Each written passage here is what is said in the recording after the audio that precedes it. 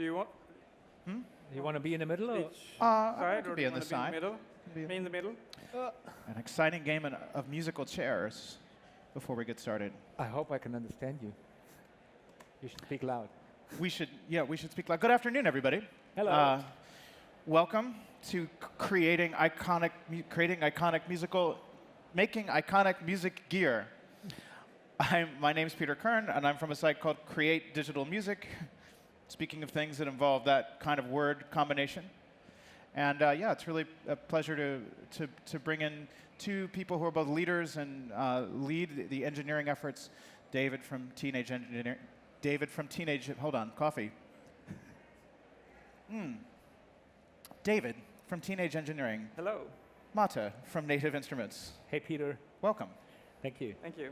And since we have limited time, I think we jump straight in and let each of you show us a bit of where you've come from, some of the instruments that you're making, the way that you think about them, and how you're creating.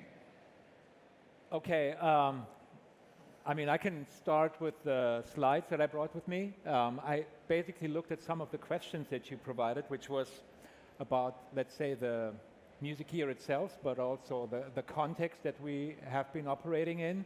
And so I have 4 different sections. A little bit about the beginning of Native Instruments. We exist almost like for 25 years now, so we started in the 90s. Then a little bit about, let's say, the way how we work with artists, then also how we derive inspiration for the things that we do, and also how we integrate hardware and software, which is very important to us, in particular for the last decade.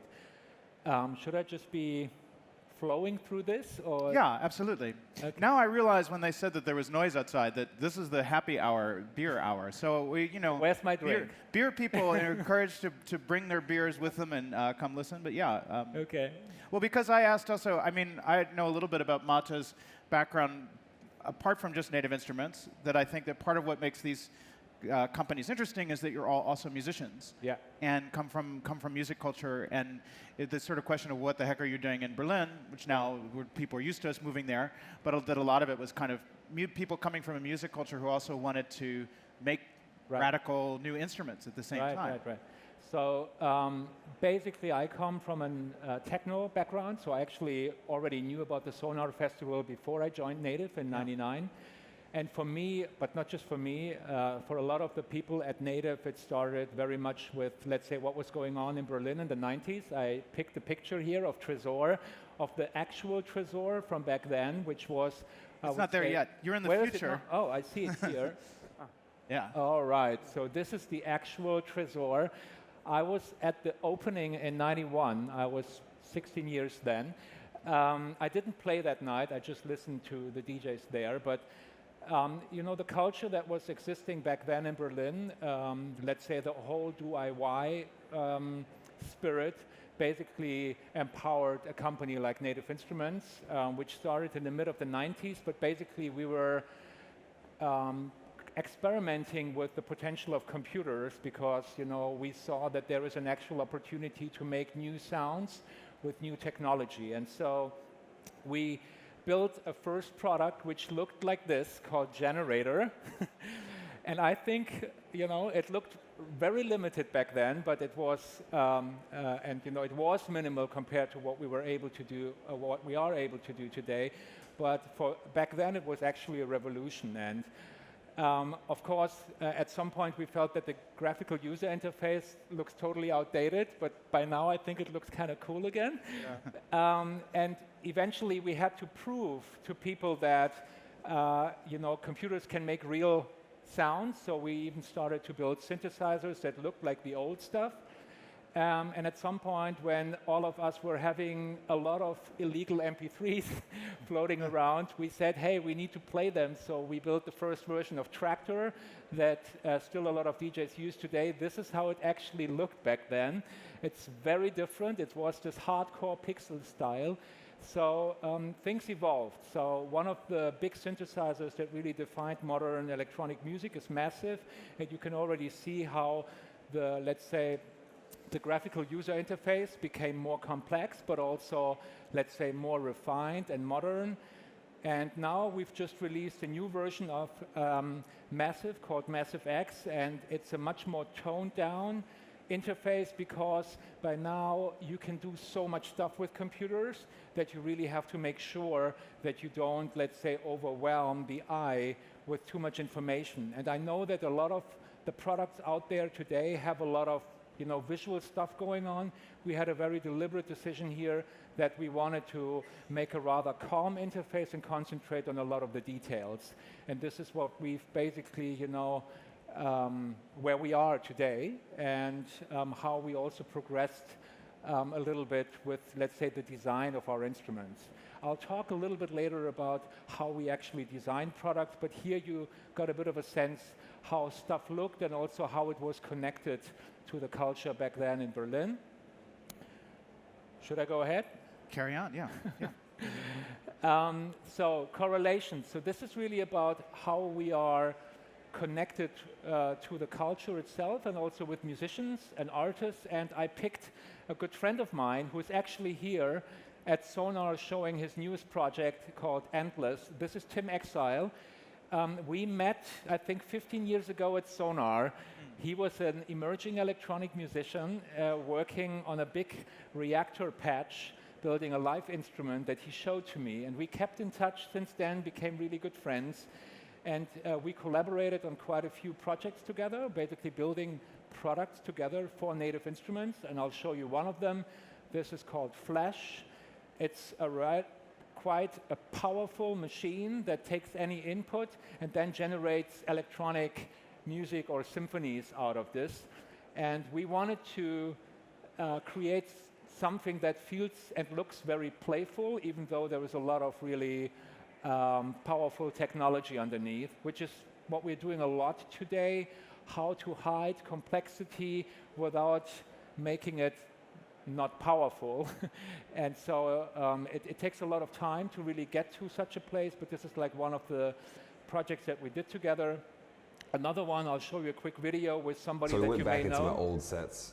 From like every year I would back up things and move before there was a cloud. This is all I had. So I went through all these Ableton sessions and like cool at whatever I had and just find things you liked and sounds and like rip them and let's go through them and just find things. And there's like days of this. The first thing we did was find old sounds and like basically master them and find what was cool about them and give you guys a bit of like what I did as my building blocks in my first records. And I think it's fresh. It's like kind of like vintage dance music sounds in a way. So it's very cool. So this was Diplo, who I think also played here as Major Lazer some years ago. I think what I wanted to show with this is how, by today's standards, really there is also a chain reaction between artists through companies like ours, but not just ours, where you really share the sounds that you have created with others and inspire them and influence them, but not necessarily, at least from our perspective, to do the same type of music, but rather to really do something new with it. Because really what's different today to back then, how it was when we started, is you have all the opportunities today. You have a lot of complex products, and now it's about you to come to conclusions. What is it what you actually want to do? And it doesn't really matter where your sources come from. I think you can get a pack from us or from Splice or whatever, a sample pack by one artist or by one genre, and you can do something really original with it if you have enough inspiration in you and you want to get into the zone. So this was an example how choosing sounds from other artists doesn't mean that it's limiting your creativity. Right. And another thing is the producer of Drake called Noah 40, which is another video who is really working with us big time on the development of our machine product.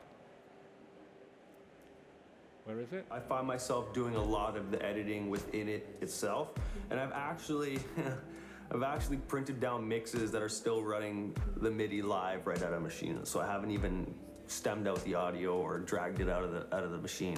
I mean, that's a little crazy. So I choose this because this was one of the reasons why I actually joined Native. For me, with software back then, but now it's more common, but I felt that the artists that are doing cutting edge stuff were disconnected from the people who are really building the actual instrument. And I think by now, and particularly the last decade, also in the hardware domain, things have changed big time. And I'm really grateful for that, that by now we have a community within music technology where the artists are really involved into the actual creation of the product, because this makes things more authentic, and there is a deeper connection between the people who are actually building the tools and the culture that it's ingrained in. So this is the reason why I've chosen this as an example. What year was it that you had joined Native? What is it? You joined Native fairly early, right?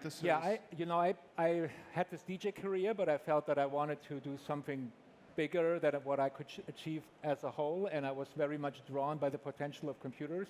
And my first role was basically connecting the electronic music community with the tool makers. This is why I went there. I wanted to utilize all my friends and my network, because they were working on cutting edge music, but I felt that they were not really, they were all the hardware products that were released back then. They just felt really from back in the days. So we felt, and this was my desire, with software and rapid prototyping, you could kind of build much more contemporary tools. And this was my mission for the first years, connecting us with the artist community, and basically we grew up from there. And a lot of the designers of our products for a very long time were really derived from the artist community or from the people that were building in Reactor. So. Right.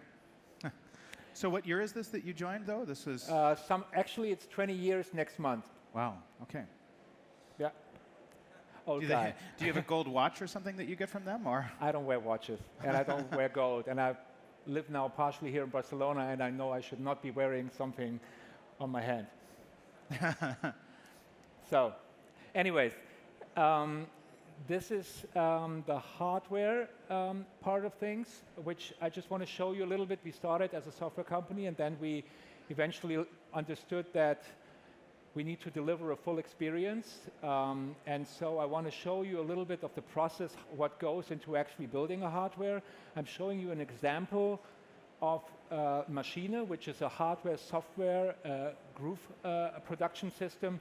And I choose the MK3 product, which basically was a newer version of an existing product. So what we really had to consider is also all the existing workflows that were already in there, and how can we make it better without really breaking what people like about it. So I'm just showing you here a few examples.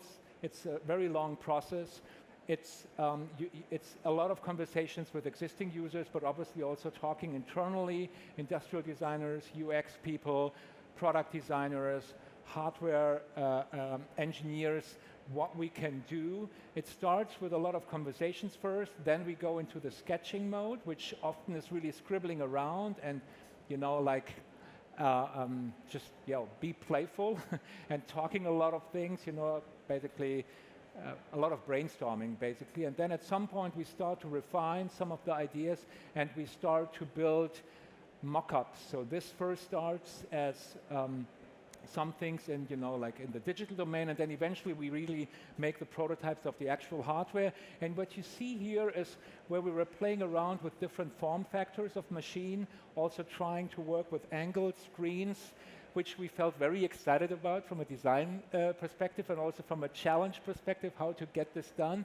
But we eventually learned from conversations with users that there is too much reasons for why you would not want to go for that. And then eventually we decided for a flat interface, which is basically the product that's still out there in the market now with these two color screens and basically, all the RGB pads that made this quite an iconic product when we released it for the first time. And then I picked another instrument. We've just recently released Super 8, a new synthesizer. And what you see here is our obsession with details, how many different iterations we went through until we decided on the final graphical user interface. So it's a quite time-consuming project. It takes quite some time. And not just the audio development takes a long time, actually, as you can see. The graphical user interface as well. So we haven't forgotten throughout all the years and decades doing this that you have to spend a lot of attention to details until you really basically come to something that can stand the test of time and really encapsulate all the things that are relevant to actually say this is done. So it's a little bit like all the Ableton or Logic projects that you go to building a new song. The last piece is really about the whole piece of hardware-software integration, which is really what I think we are known for by now with most of the things that we do, because it's an integral part of all of the products. And I just want to show you how the different areas, let's say the color schemes, but also certain sections are connected in the hardware and the software, because it's important to actually build a seamless experience. And obviously it's a different thing having a hardware in front of you than just working with the software. On our side, the screens have helped big time, be it on our keyboards, but also on the machine product, because with the screens, we were able to bring a lot of the information onto the hardware. But on the right side, you see Tractor, where we really work, with the color scheme of the 8 pads that you see in the lower section, that is also represented in the hardware itself. And we try to bring as much information as possible into either the software and the hardware, but we also, let's say, stop where we feel it doesn't make sense and it's just eye candy or whatever. Sometimes just because you can do something doesn't mean you should be doing it. So sometimes we've also done mistakes there, so I don't want to hide that, but with time you learn your ways and you never really you finish learning. And I think big time what has helped us is really talking to a lot of diverse users and not just talking to a certain demographic, because at the end we want to not just build something for one type of musician, but we always want it to be pretty broad. Great. Yeah, that's my little monologue, sharing a little bit of insights of how we work, where we come from, and also what drives our inspiration. Thank you. Yeah. So, meanwhile, in Sweden, Exactly, and a few years later. And a the few years story later. starts a little bit later. What is it? I didn't get it. a few years later, Yeah. Yeah, a few years later. So I just want to start out with saying that this is not work-related. It's perfectly safe to develop synthesizers. This is more related to being on vacation in Sweden. And it's also not a style statement, but I'll show some. I mean, from this angle, it looks like a headband, but then you see the lump I on have this a more side. stylish image here. Ah, nice. At least I think this is probably more. You see, so there is a connection. Yeah, as we talked about. Yeah. So my name is David. I'm one of the founders of Teenage Engineering. I'm programmer doing audio synthesis mainly. That's kind of what I do as a profession. But being around for in the company for a long time, I've done a lot of things. Now I deal a lot with collaborations and questions we get from the outside world, from all kinds of different shapes and forms and areas and angles. This is the OP1. This is our first product, and probably this is the reason why I'm invited to this. It's quite flattering being invited to talking about making iconic instruments, I think. This has been around for something like 10 years now, I think, and it still sells really well and got a very good reception. When we did this, there wasn't really that much around like it, but we wanted to do something small and portable. And the initial idea, and there was actually some concepts around 2000 for something like this. Also, the name Teenage Engineering was kind of thrown around at that time. But then we were all doing other stuff, the people in Teenage Engineering. I guess It looks awesome. Really thanks. awesome. Yeah, it's nice. It's close to me. Yeah, no. Then cell phones happened. So suddenly there was like portable processors, there was batteries, there was high-resolution screens. Well, right, because so the components of this were not readily accessible. No, back when we started you talking began. about this between us in like 2000, it wasn't possible to build this at all. And we were Yeah. also busy with other stuff. So then a few years passed, and this kind of opportunity happened where we saw the technology is there. We're kind of all in situations where we can start something new. So that's how this came about. But we early on decided not to only be a synthesizer company, so we also do speakers. This is the OD11, a wireless AirPlay Spotify Connect speaker. It's easy being in Stockholm talking to Spotify, so that's been good with us. In terms of what sells the most for us, it's probably the pocket operators. The two earlier images, both the OP1 and the OD11, is quite pricey, or at least they have a high price tag, even if you get a lot for your money. Right, I guess even if you bought all of these, you're still not up to the price of an OP1. No, not even close. Yeah. No. Yeah. And this was the ambition with this, to do something that's really affordable but still capable. Right. I mean, we don't want to be like niche or elitish with price. We want to be able to reach as wide as possible. So it's interesting to see how we can do that and how we can reuse stuff we did the other products in these. The difference here being that they do one thing, whereas like the OP1 tries to do a lot. This is like the members of your band. You get the bass player and the drummer and so on. And this is also something where we can work with collaborations and stuff. We did this with Rick and Morty. I think this was actually released today. Yes, today I saw Yeah. it's shipping. So we talked with them. Justin came to us and visited and wanted to do something. It's one of the two people behind the series last summer, and we've been talking since. Right, so I heard. So he had just been checking you all out on Instagram. Yeah. And thought what you were doing was cool, and said, "Hey, do you want to do something together?" But he said, "Hey, do you want to meet?" Yeah. I'm in Europe, or maybe even Sweden. Ah, okay. And we were like, "Yeah, you know, it's in the middle of summer, and we have vacation. Everybody, it's industrial vacation. Sweden closes down more or less." Right. So we were like, "Sorry, there is no one there." And he was like, "When are you there?" And we're like, "Maybe next week." Okay, yeah, I'll reschedule my plans and stay, and then we can meet. This happened to me when I was there last. Nobody was there. Yeah. People are there sometimes, though. During winter, we work like Yeah. 24/7 Ah, okay. because it's dark and cold and there is nothing else to do than maybe work. And, yeah. So yeah, we met up and he wanted to do something and we came up with this. It's really fun project. Yeah. And so we should say it's not just branding. He actually he got together and recorded samples for you all. Yeah. So there were special voice samples for the inside the instrument. Yeah. And we did a custom LCD and Right. we did a lot for this. And this is typically what I do, work with these kind of things. This is Esther using our modular system. I like this because this is not the typical way you see a modular system.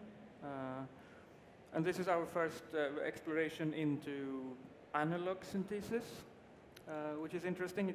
We've been very digital company, doing all synthesis in the digital domain, and try to apply our concepts to analog. And it's really exciting to see how that is panning out. Our other major development project lately has been the OPZ. It was launched last year. I think there is probably two extra interesting things with this. Firstly, it doesn't have a screen. Where our thinking was, you already have a screen in your pocket. So why should we add a screen and add the cost of a screen and the complexity? Let's use that screen, and also let's try to make the workflow intuitive enough. So after a while, you probably don't even need a screen, Because we were seeing with the OP1, initially, you want to have the screen to see what's going on, and it's nice, inspirational, but it's quite an abstract representation of what you do, and a lot of people just use it without looking too much. Right. And we also want to move away from kind of the looking at the waveform kind of way to think about audio. So our visuals are usually a bit abstract or inspirational. So that was interesting to take that as far as possible with the OP7. I totally agree with that. I mean, this is one of the reasons why we also took some decisions on Massive the way we did it, even though some people say like, hey, where is this flashy stuff? But even the hardware stuff when we started was go away from designing music by just basically looking at the screen and waveforms all the time, because it really changes something with you, what you're actually making, because you're suddenly looking at it with eyes. Sorry, I didn't want to interrupt you, but it just triggered I agree, and it doesn't sound like it looks anyways. So exactly. There's no point in showing the waveform as a creative tool. I mean, there is certainly ways sometimes you need to see what you're doing. I'll talk a little bit more about the multimedia aspect of this later. We're also doing completely different stuff. 2 years ago, we worked with Baidu and a company called Raven. Baidu is kind of like the Chinese Google. And we did a 6-axis robot for them. This was a really fun project. In parallel, we also did a small speaker that used their AI. And as we're being very much a hardware company, even if we always also do software, just that process of having something come to life. Here is Tom, the hardware designer for the speaker, getting the first unit of the production, and just seeing his, maybe you can see how focused he is. He just looks at every aspect of what suddenly materializes from the drawings and from all the work and from all the tooling samples and all of that. That is kind of very close to the core of what we are doing. How did Baidu find you? So if Rick and Morty's creator was sort of wandering through Stockholm, do you have a sense of how Baidu kind of said, oh, well, here's a strange synthesizer company from Sweden. They're a logical partner for our Chinese products. Yeah, the story behind that is that Jesse, who was the leader for Raven, he was a member of MoMA and went to New York, and MoMA is selling our OD11 speaker. This is the Museum of Modern Art in New York, so yeah. Yes. So he hand-carried 2 of those back to Beijing. Wow. And then he was just somehow finding the way to us and asking if we wanted to collaborate on a speaker, because he liked the OD11 so much. Wow. And it's interesting the way these things happen, because you can't really plan for it. But if you do good stuff, then hopefully, I guess the same for you. I mean, artists get in contact and things happen. Yeah, you just really have to find a way how to make it work, because often there is these ideas floating around and you would want to do something, but then actually committing onto a project and then really, having the right infrastructure to really make it work is what takes a lot of time. But we've been optimizing that setup now quite a bit, because for us it's really crucial, because there is so many opportunities, and not utilizing that is a shame, but it takes extra effort than if everybody's at the same spot. Yeah. We also got invited to Baidu World, which is one of these big conferences. Here's Jesper, our creative leader, at the rehearsal, and then later at the real thing. This was live streamed to all of China with direct voice to text in Chinese and simultaneous translation to English. Right, which is not easy in Chinese, I think. No, but they have it. We are also working with IKEA. We're doing some lights and speakers for them. This is going to be out. I am not sure when it's going to be out. Later. It's not out yet, anyways. And that's Jesper again. This is the original team of Teenage Engineering. This is our lineup when we were working out of a garage back in the day. David Eriksson, Jens Rudberg, me, Jesper Kautoft, and Johan Kotlinski. Now we've grown a bit, not as much as you have, but we're like 45, 50 people. Our office is bigger, this is a part of it. But we still try to keep the vibe of a small company. We work in really small groups. So we have like small teams working on each product.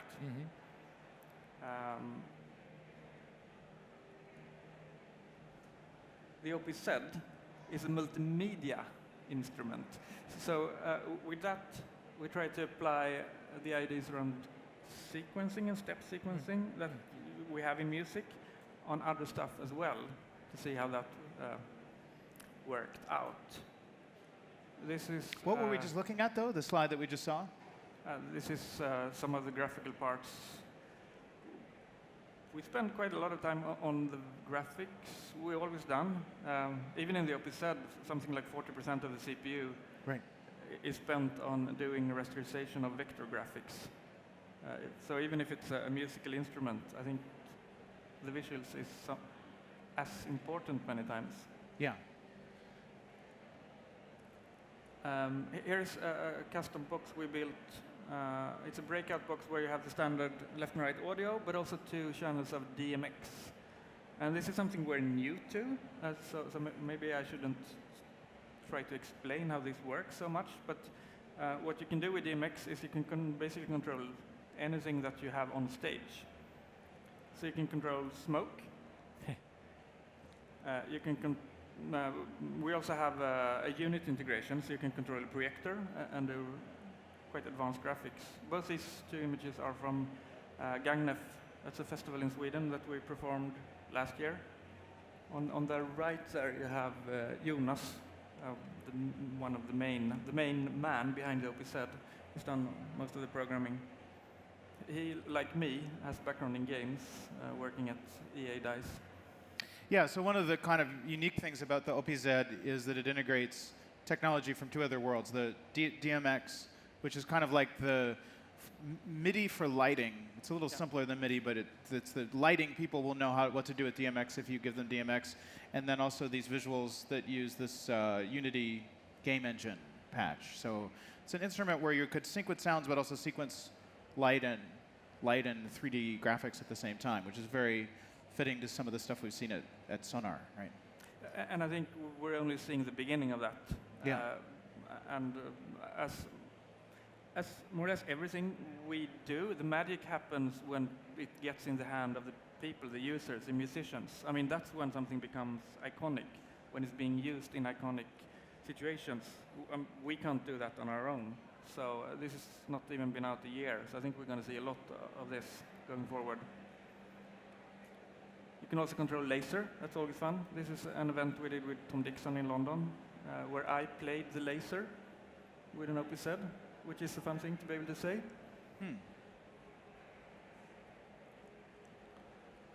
So we've done 3 keyboards over the years. You can see that we like the kind of small form factor. But in terms of workflow, this is 3 very, very different machines. One is built around a linear tape recorder, and you play live, and you do a take, and you have to commit to a take. Right. And we limit kind of the way you can't undo anything. You need to go forward all the time. We want to like push the creativity to making decisions. On the OPZ, it's a step sequencer. It's like the complete opposite way of working in many ways. And then the modular, which is like an analog sequencer, if you say so. But somehow I still think this There's a coherence. holds together as what we're doing. Here is 3 other synths that I've been involved with. I really like the mono machine. So this is your Electron days. Yeah. I'm not sure how much of a commercial hit that ever became, but to me it's a really nice machine, and it's very similar to the OPZ in many ways.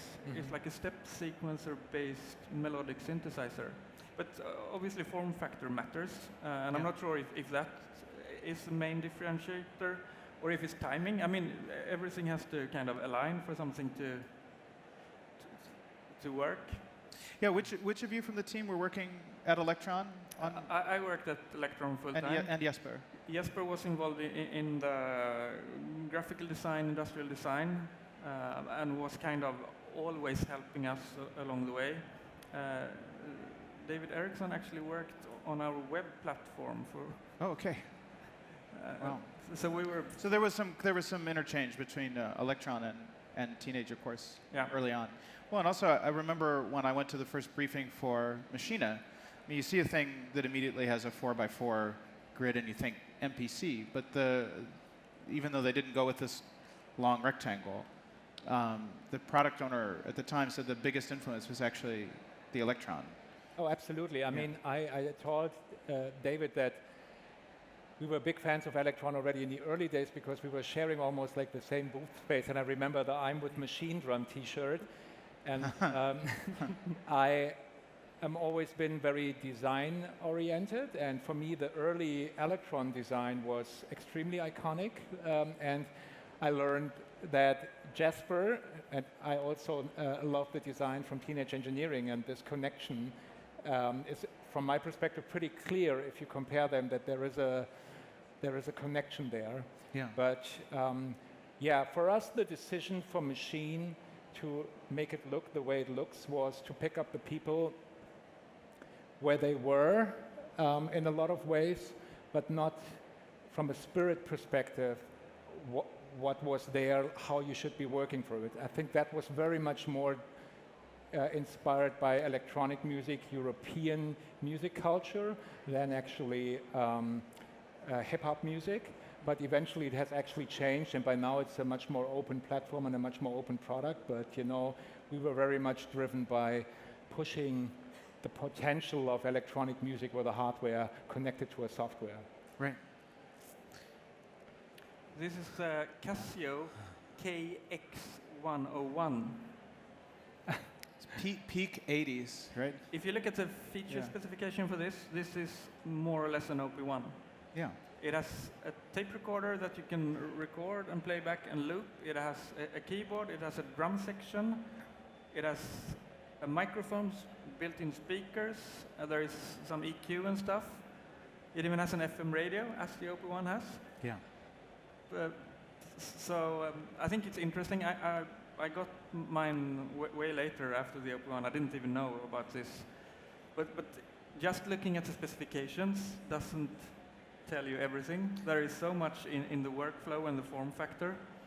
I think that's very important. Of the Casio? I'm not sure how much music is made on this today. It's more of a collector's piece. But just comparing specs, it can sometimes trick you into you're getting something else. Right. I think we spend quite little time looking at that. We look much more at workflow and form factor. And that's also why we felt we needed to start a band. I don't think you need to be a musician to do instruments, but I do think it's good to try out your instrument in a live situation, so you know what you're dealing with. And we were kind of close to a studio world, and at the working office you can kind of have a similar setup, but to actually be on stage live when it matters. We started this band to try out prototypes of our stuff, which is also an interesting challenge to have something at a prototype level with people in front of you, and you hope it doesn't crash or break. It's good, it pushes development forward. So you actually play out like this? Yeah, Okay. we play. I didn't know about that. Okay. Yeah. So this, sometimes we invite like people from the real music world, but it's mainly us engineers and designers. Nice. We try to keep it as close as possible, so the people doing the stuff also using It's the stuff. essential.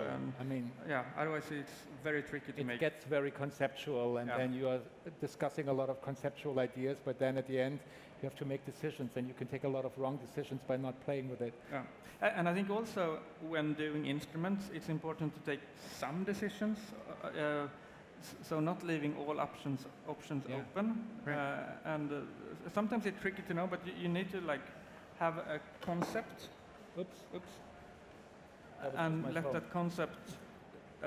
Sometimes it could feel arbitrary, the limits we impose on the users, but hopefully it is something that pushes the creativity forward.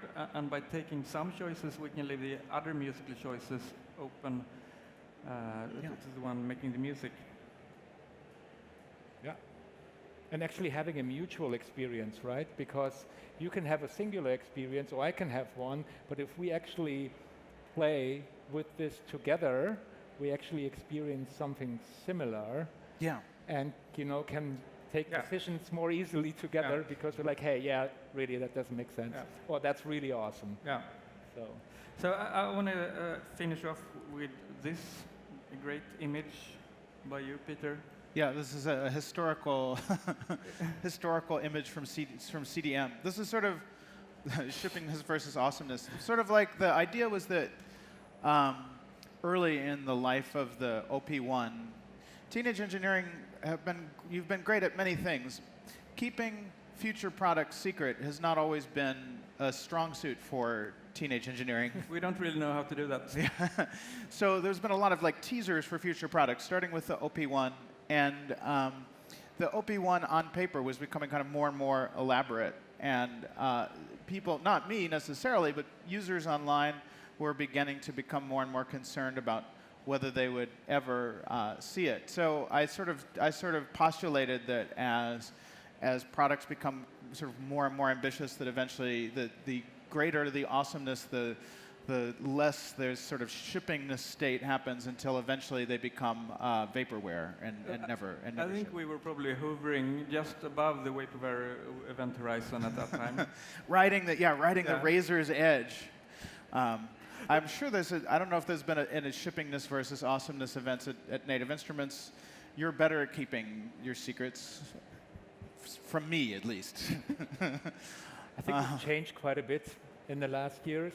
I think in the beginning we were more secretive, Yeah. but I mean, at the end of the day, we have to talk to a lot of people and users anyways, and I think gradually we're trying to become more open and less secretive about things, because, at the end of the day, it's not about an idea that somebody can steal from you. It's really what you're actually making and how good it is, and how much people start to care for it because you actually care for it. Yeah. And so, of course, there's competition and stuff like that, but our spirit is internally more, how can we turn competitors into partners?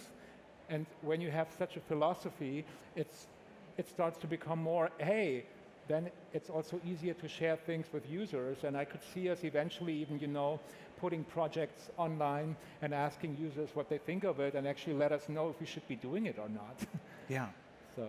Yeah. But I think ambition is important. I mean, you need to aim high. Then it's, of course, also about execution. Well, I mean, two things have happened. This is an 11-year-old picture, and two things that have happened since I did it. One is that we have had some partnerships with the space program, which once you're in the space flight, that this graph gets, delays become enormous. What you're trying to do is phenomenally ambitious. Also, I'm now 11 years further into making hardware myself. I think that actually when this had happened, part of the motivation of this graph secretly was that we were also struggling with this as we tried to finish the first MeBlip. Ah, yeah.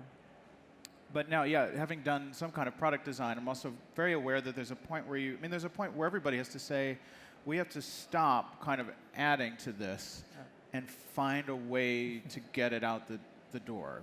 I assume, and even that must apply to kind of user testing and things like that, that is there a point where you just kind of say, maybe we don't even need any other feedback, we need to kind of make decisions and deliver something? For us, Sure. I mean, in the early days, we basically were very much driven with what's possible.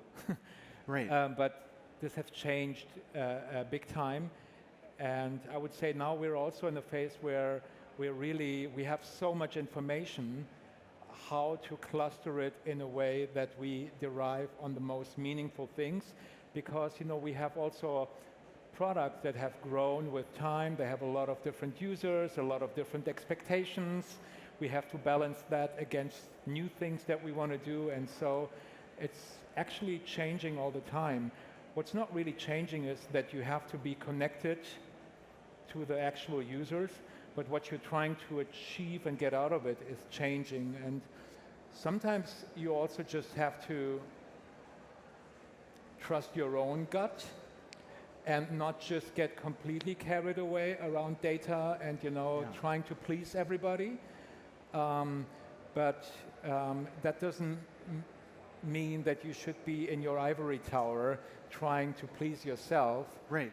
But so we kind of trust you to do that too, right? I mean, I think to some extent both Native Instruments and Teenage Engineering, even as different as you are, that we as musicians at some point do sort of hope that you have some point of view, and that you might even give us a point of view that eventually we come around to understanding what you were thinking. I don't know if that.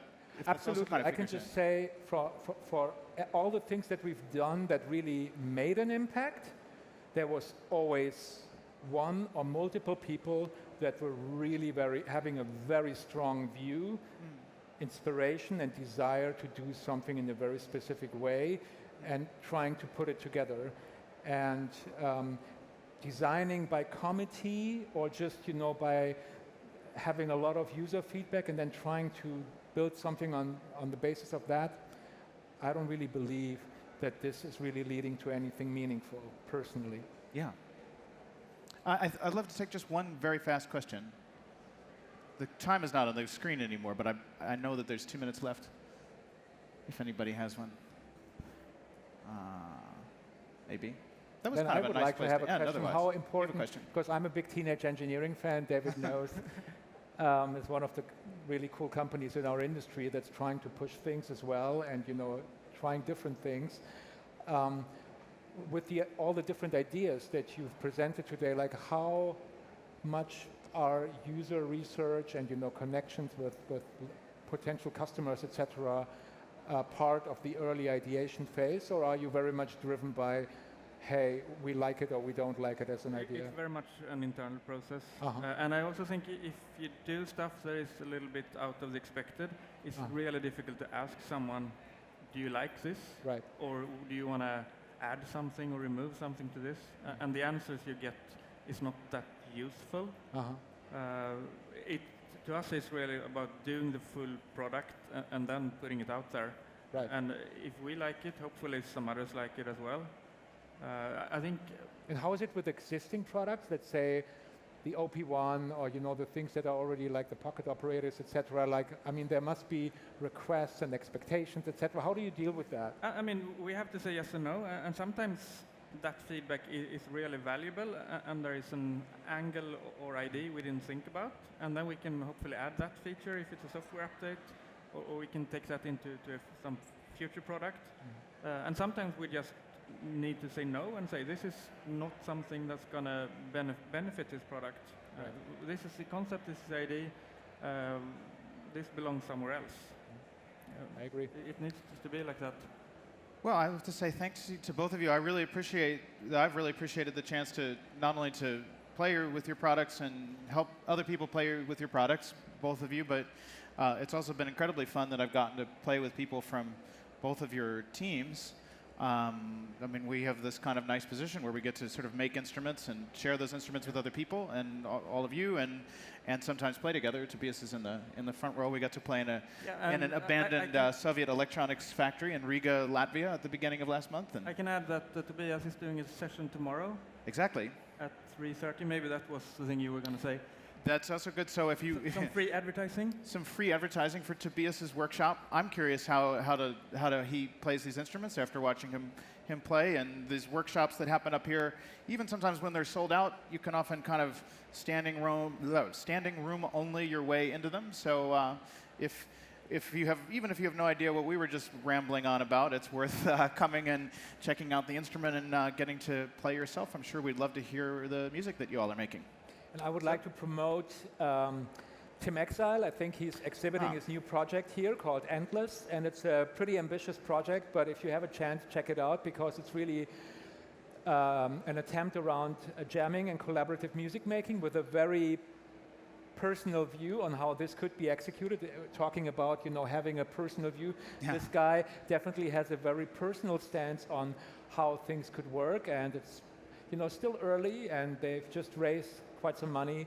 But he's definitely very ambitious, and he's very gifted and talented. If you have the chance, check it out. Endless. And Endless is accessible to people who've never made music before. As long as you have a phone, you can jam. You can get your friends who've maybe never played music before to jam with you. But I noticed that the ideas that are in it are stuff that Tim has been working on in his reactor patches. Oh, absolutely. For decades. And even the first time that I ever came to Berlin, Tim was one of the first people I saw, and his hands were in some kind of cast because he had injured his hands from clicking too much, patching in Reactor, which is not, that doesn't necessarily happen. This can happen to you, like your hands don't get injured, but that is to say that people are really passionate, and we all get some kind of access to some of that passion. Yeah. We're out of time, so no more advertising other than to say thanks very much, and see you around. Thank you. Have a great show. Ciao. And check Arca tonight, 8:30 at Sonar Dome or Sonar Hall.